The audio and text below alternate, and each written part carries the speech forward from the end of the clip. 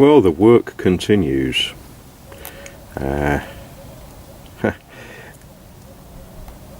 Building firewood piles takes a certain amount of effort, but while we do it, we also are building piles of scrap copper. These are the last remains of a boat, a wooden boat, built for the Royal Navy and held together with copper rivets. So yeah, this morning I shall be making firewood and salvaging copper. Thought I'd show you this. This will give you some idea of how wooden boats are built. This bit here was part of the engine bed. There's a big brace that spreads the load across the bottom of the boat. Oak ribs, and then they're copper riveted together. There are iron brackets with iron bolts going through timbers, and going down through it there are bronze bolts.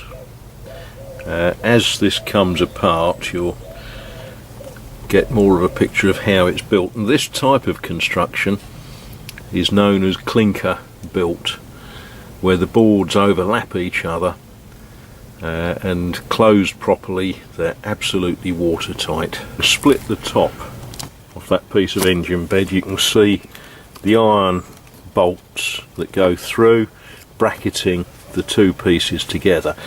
This piece is now almost loose. It's still held on by one bolt. Now, in terms of firewood, these old engine beds are superb. They've been soaked in diesel oil since the boat was built in the 1950s, and they burn beautifully. That's the engine bed, remains of the engine bed off. Now this piece has got to come off. It's held on still with a couple of brass or bronze studs and nuts.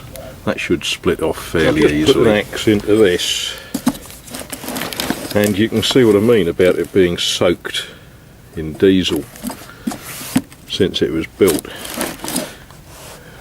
The axe is wet with the diesel that is squeezed out of the wood when I hit it.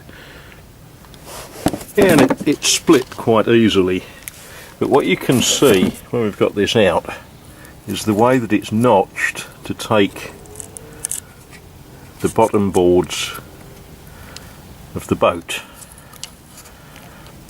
That sat like that, and it was notched to take the clinker construction of the boat.